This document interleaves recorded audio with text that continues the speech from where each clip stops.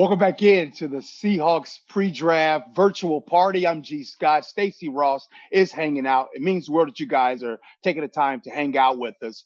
Stacy, we got a guest right now. I want to introduce our Mhm. guest. Almost needs no introduction, but three-time Pro Bowler, 2009 Steve Largent Award winner, 10-year Seahawk, and of course, number 8, Matt Hasselbeck. Matt, thanks for joining us, brother. What's up? I'm excited to be here. I got that Steve Largent trophy around here somewhere. Hold on a sec. This thing is like really, really heavy. Oh, Right? Just there you go. I only have one of them. Max Strong has like 10 of them, I think. But How much do you think that weighs?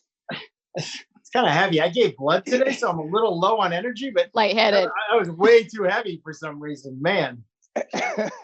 Hey, well, it seems like you're used to these Zoom calls because just recently I saw you on a Zoom call with your former offensive lineman, Chris Gray, Robbie Toback, uh, Sean Locklear. Tell us about that. What was that like, man? Hey, that was awesome. I mean, we're on Zoom calls mostly because my kids are Zooming with their teachers and their classmates, and it's a great way to stay in touch. But basically, the Seahawks, Lane Gamble at the Seahawks said, "Hey, would you be interested in getting on a Zoom call with all your offensive linemen and letting us record it, and then playing that for the fans and just kind of seeing what it's like?" And I wasn't sure how it was going to go, if guys were going to let their guard down or if they were just going to be themselves. But it was really great. Guys were themselves. And I just think the funniest clip of the whole thing was watching guys like Chris Gray and Robin Tobeck trying to operate Zoom. I was laughing. Because technology has definitely passed me by a little bit as well. So, but it was a great time just connecting with those guys. Always is fun connecting with old teammates. I want to talk about where's this draft day. This is day 2. Take us back to your draft day. What do you remember specifically about that day? Yeah, well, I was picked 187. So nowadays that would be draft day 3. It was a 6th-round pick. And I really wasn't sure if I was going to get drafted. Basically, only one team flew me out for a physical. Only one team showed up for my personal pro day. And that was the Green Bay Packers. Andy Reid was the quarterback's coach. Mike Holmgren was the head coach. And they took me out for a trip to Green Bay. And the trip didn't go that great. Like, none of the coaches were there. Some of the scouts were there. I met Ron Wolf. I probably met John Schneider, who was a scout there at the time. But I just didn't get this warm and fuzzy feeling. I wasn't invited to the combine. So when draft day came and the phone started ringing, most of the calls were from coaches saying, "Hey, we're not going to draft you, but we'd be interested in you as an undrafted free agent." I was actually on the phone with Sean Payton, who was the quarterback's coach for the Eagles at the time.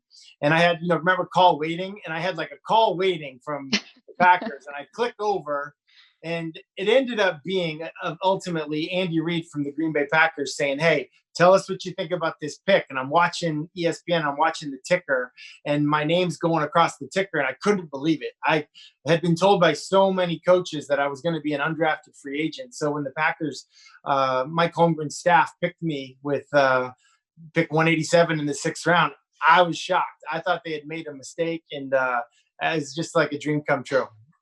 You know what's so weird about that is Jordan Brooks had a conference call last night, and he said he was cooking and got the call. A family member told him because he just, wasn't ready for it. But he said a really similar thing where he was like, I haven't talked to Seattle since the combine. I didn't really know they were that interested. Is that kind of a common thing that you've ever talked about with other guys when you've talked about their draft stories? I mean, are there some guys that are like, I had no idea this team was interested in me? Yeah, for sure. And I think even in my situation, Andy Reid came to work me out. He came up to this pro day. There was a blizzard in Boston that day. I went to Boston College. There was no indoor facility. So he said, "Hey, do you want to go outside and throw in the snow?" And I was like, "Yeah, let's go." And he was like, "That was the test. We're not going to go out there in the snow. I just need to know you'd be willing to play in bad weather. I coach in Green Bay. I need to know that." And I said to him at the end of the meeting that we ended up having, I said, "Coach, I wasn't invited to the combine. Do you think you could put in a good word for me out there? Like, that kind of a thing. Say nice things about me." And he just stopped and made eye contact. And he said, "That's the last thing that I want to happen. I want nobody to know about you."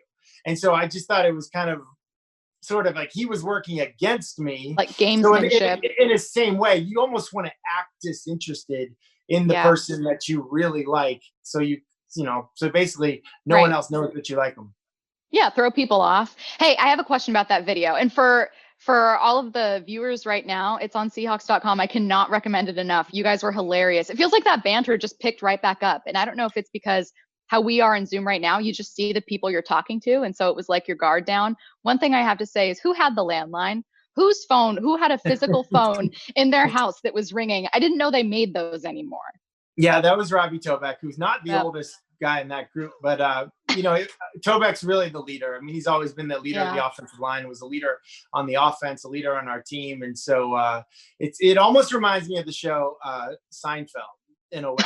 Like, it all works as long as Jerry Seinfeld's there. But like, you take out Jerry Seinfeld from the group, and then all of a sudden, like, Elaine and George and like they don't. It's just different when Jerry's not there. That's kind of Tobeck, even though he's got the landline phone.